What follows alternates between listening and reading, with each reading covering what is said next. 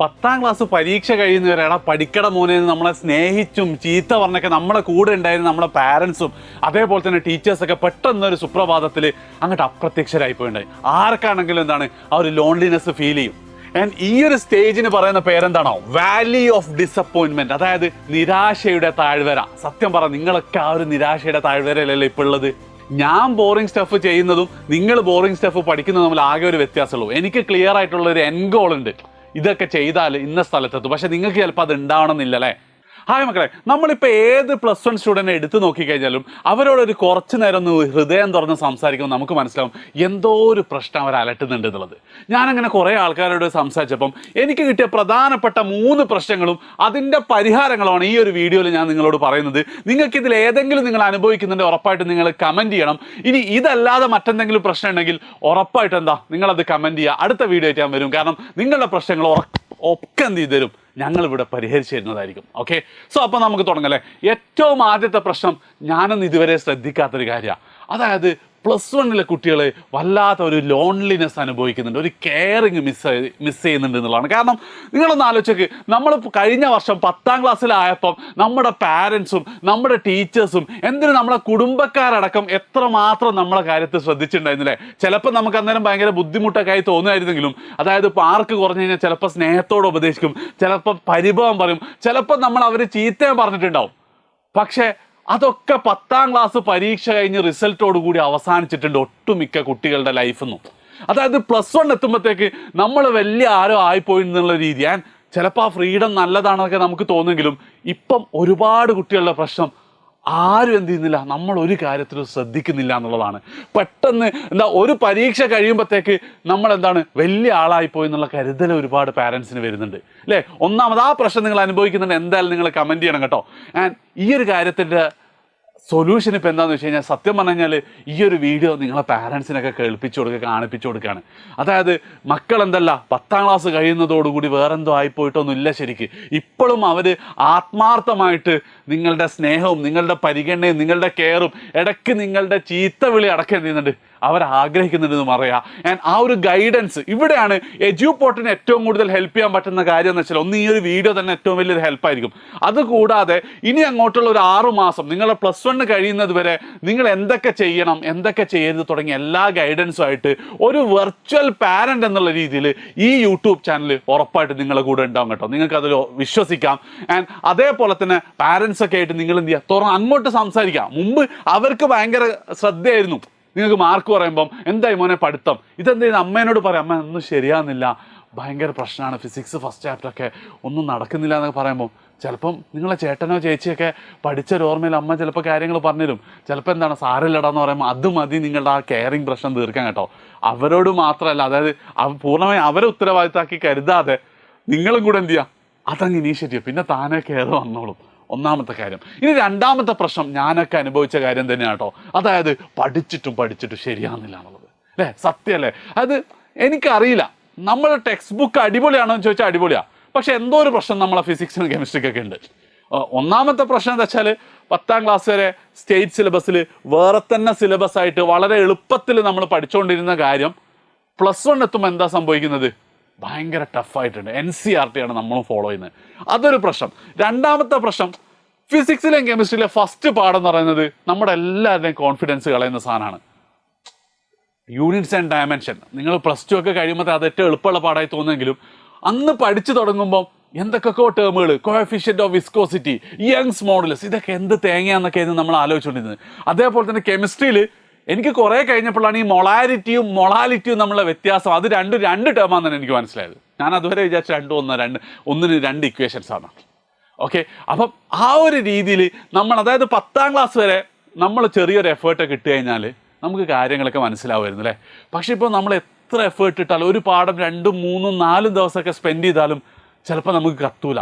Motion in a straight line കുറേ പഠിച്ച് question ചെയ്യുമ്പോൾ വീണ്ടും എന്തായിരിക്കും, നമ്മൾ നെഗറ്റീവ് എടുത്തിട്ടുണ്ടാവില്ല, പോസിറ്റീവായിരിക്കും എടുത്തിട്ടുണ്ടാവും അല്ലേ.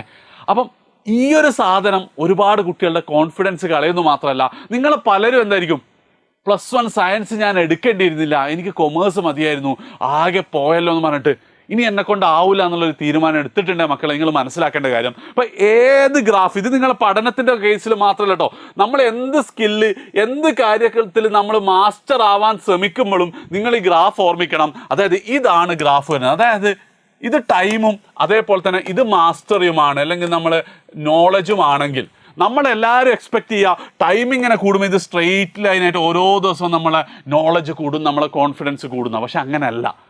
ശരിക്കുള്ള ഗ്രാഫ് എന്ന് പറയുന്നത് ഈ എക്സ്പോണൻഷ്യൽ ഗ്രാഫാണ്. അതായത് ആദ്യത്തെ കുറേ ദിവസം എന്തായിരിക്കും, ഒരു വ്യത്യാസം ഉണ്ടാവില്ല. മുമ്പത്തെ പല ഗെയിമുകളൊക്കെ ഇങ്ങനെയാണ്. ഇപ്പോഴത്തെ ഗെയിമുകളൊക്കെ ഈ ലെവലൊക്കെ വെച്ചിട്ട് മെല്ലെ മെല്ലെ കാറ്റി കൊണ്ടുവരികയെങ്കിലും അപ്പോൾ എനിക്ക് ആ ഗെയിമിൻ്റെ എക്സാമ്പിൾ പറയാൻ പറ്റില്ല. പണ്ടത്തെ ബ്രിക്ക് ഗെയിമിൻ്റെ ഒക്കെ കാലത്ത് കുറേ കളിച്ചാലേ നമ്മൾ എന്ത് ചെയ്യുക, നമ്മൾ പ്രോ ആവുമായിരുന്നുള്ളൂ. അതേപോലെ തന്നെ ഇത് എൻ്റെയൊക്കെ കേസിൽ 100% ശരിയാട്ടോ. അതായത് +1 ഞാൻ രാവും പകലും പഠിച്ചിട്ട് മാത്സിലെ 7ാമത്തെ പാഠമായിട്ടുള്ള പെർമ്യൂട്ടേഷൻ ആൻഡ് കോമ്പിനേഷൻ എത്തുമ്പോൾ ഏകദേശം ഡിസംബർ 1st വീക്കിലാണ് എനിക്ക് ബോധ്യം വന്നത് എന്നെ കൊണ്ട് ഇത് പറ്റുന്നുള്ളത്. അതുവരെ എന്താ വെറുതെ എടുത്ത് സയൻസ് എടുത്ത് നീയൊന്നും SSLC മാർക്ക് പറഞ്ഞാൽ നീയൊന്നും എന്തല്ല എടുക്കൽ അഹങ്കാരമായി പോയിട്ടുണ്ട് അജാസ് എന്ന് ഞാൻ തന്നെ എന്നോട് പറയുന്നുണ്ടായിരുന്നു. പക്ഷെ ഞാൻ വിട്ടുകൊടുത്തിട്ടുണ്ടായിരുന്നില്ല. ഞാൻ അങ്ങനെ എന്ത് ചെയ്യും, ഒരു പോയിന്റ് എത്തുമ്പോൾ ഒബ്വിയസ്ലി അത് എല്ലാ കുട്ടികളും നിങ്ങളെപ്പോലെ തന്നെയാണ് വന്നത്. പക്ഷേ +2 എത്തുമ്പോഴത്തേക്ക് ഫുൾ മാർക്ക് വാങ്ങിയ ഒരുപാട് ആൾക്കാരുണ്ട്. ഫസ്റ്റ് ചാൻസിൽ നീറ്റും ചെയ്യും ക്വാളിഫൈ ചെയ്ത ആൾക്കാരുണ്ട്. അവരൊക്കെ തോറ്റു കൊടുത്തില്ല എന്നുള്ളതാണ്, വീണ് പോയില്ല എന്നുള്ളതാണ്, അല്ലെങ്കിൽ വീണ് പോകുമ്പോൾ അവിടുന്ന് എഴുന്നേറ്റു എന്നുള്ളതാണ്. ചാടി എഴുന്നേറ്റ് പിന്നെ നടന്നു. ആൻഡ് ഈ ഒരു സ്റ്റേജ് ഉണ്ടല്ലോടാ, അതായത് നമ്മൾ ആ ഒരു ബ്രേക്ക് ഈവനായി എനിക്ക് ബുദ്ധിയുണ്ട് നിങ്ങൾക്ക് ഫീൽ ചെയ്യുന്നതിന് മുന്നേ ഉള്ള സ്റ്റേജിന് സാധാരണ പറയാൻ തന്നോ വാലി ഓഫ് ഡിസപ്പോയിൻമെന്റ് എന്നാണ്. വാലി ഓഫ് ഡിസപ്പോയിൻമെന്റ് മലയാളത്തിൽ കുറച്ചും കൂടെ രസമാണ്. നിരാശയുടെ താഴ്വര. നമ്മളൊക്കെ ചിലപ്പോൾ എന്തായിരിക്കും ആ നിരാശയുടെ താഴ്വരയിലായിരിക്കും അല്ലേ. കുറച്ചും കൂടെ മുന്നോട്ട് നടന്നാൽ മതിയടാ, നിങ്ങൾ ആ ബ്രേക്ക് ഈവൻ പോയിന്റ് എത്തും. പിന്നെ നിങ്ങൾ എന്തായിരിക്കും, നിങ്ങൾ വേറെ ലെവലാവും.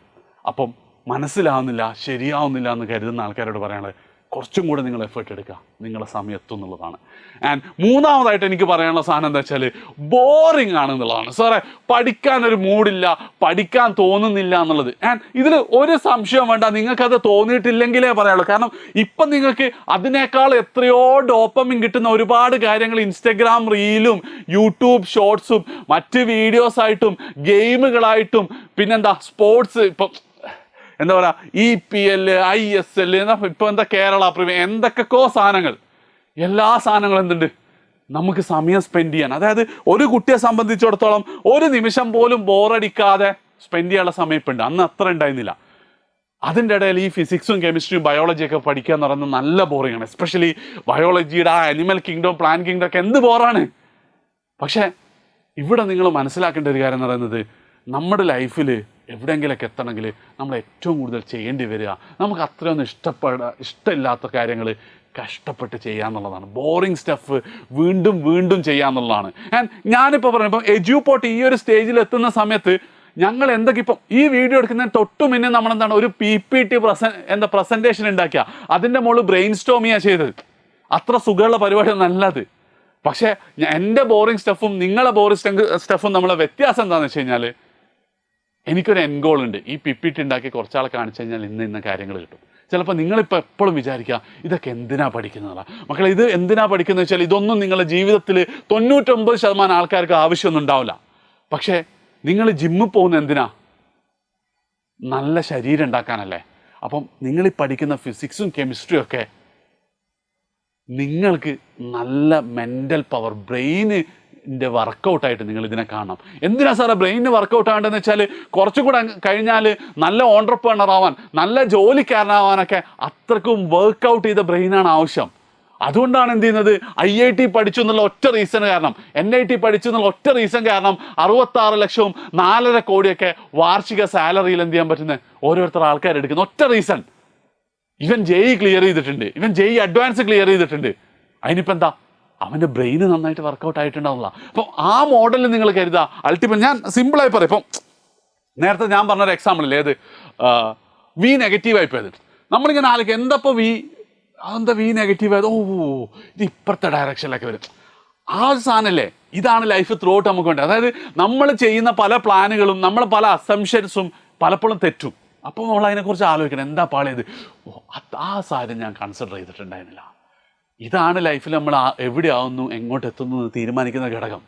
ഓക്കെ, അപ്പം keep on doing this. And most importantly ഇതൊരു ഹാബിറ്റാക്കുക. അടുത്ത 2 വർഷം ഇങ്ങനെ ചെയ്താൽ, ഇപ്പോൾ ഞാൻ ഇന്നലെ നമ്മളെ NIT പഠിച്ച എൻ്റെ ഒരു ജൂനിയറായിട്ട് ഇങ്ങനെ കുറേ നേരം സംസാരിച്ചു. അപ്പം ഞങ്ങൾ പറഞ്ഞ കാര്യം എന്ന് വെച്ചാൽ അവന് ഈ മംഗ്ലീഷ് കീബോർഡില്ല, ചിലപ്പോൾ നിങ്ങൾ ആൻഡ്രോയിഡ് ഫോണിലൊക്കെയാണ് ഈ എന്നുള്ള അക്ഷരത്തിൽ കീബോർഡ് മലയാളത്തെ ടൈപ്പ്, അതിൻ്റെ ഫൗണ്ടറാണ്. അപ്പം മെക്കാനിക്കൽ എഞ്ചിനീയർ ആയിരുന്നാണ്. എന്നിട്ട് അവൻ കോഡിങ് മേടിച്ച് സോഫ്റ്റ്വെയറിലേക്ക് വന്നിട്ടാണ് ഈ ഇതെടുത്തത്.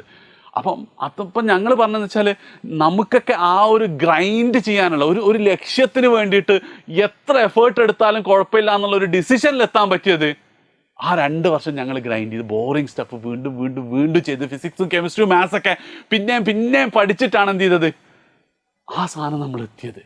ആൻഡ് ആ ഹാബിറ്റ്, ആ ക്യാരക്ടർ ത്രൂ ഔട്ട് നമുക്ക് കീപ്പ് ചെയ്യാൻ പറ്റുന്നുണ്ട്. സോ മക്കളെ, ബോറിങ് ആയിരിക്കും, ഒരു സംശയവും വേണ്ട. പക്ഷെ എന്ത് ചെയ്യുക, ലൈഫിൽ നിങ്ങൾക്കൊരു ഗോൾ ഉണ്ടാവില്ലേ, ഒരു ലക്ഷ്യം ഉണ്ടാവില്ലേ, ആ ലക്ഷ്യത്തിലേക്ക് എത്താനുള്ള പ്രാക്ടീസായിട്ട് ഇതിനെ കയറണം. സോ 3 കാര്യങ്ങളാണ് പറഞ്ഞത്. 1, കെയറിങ് നിങ്ങൾക്ക് മിസ് ചെയ്യുന്നുണ്ടാവും. പാരൻസായിട്ട് നിങ്ങളുടെ സൈഡിൽ നിന്ന് തുറന്ന് സംസാരിക്കാം, ഞങ്ങളുടെ ഭാഗത്തു നിന്നുള്ള എല്ലാ സപ്പോർട്ടും നമ്മൾ തരാം. 2ാമതായിട്ട്, പഠിച്ചത് മനസ്സിലാവാത്ത പ്രശ്നം മുഴുവൻ +1 വിദ്യാർത്ഥികൾ അനുഭവിക്കുന്ന കേസാണ്. നിങ്ങൾ ക്ലാസ്സിൽ എല്ലാവരും അത് അനുഭവിക്കുന്നില്ലേ? ആൻഡ് അതിൻ്റെ സൊല്യൂഷൻ വീണ്ടും വീണ്ടും പഠിക്കുക. ഒരു പോയിന്റ് എത്തുമ്പോൾ നിങ്ങളുടെ സമയം വന്നെത്തും.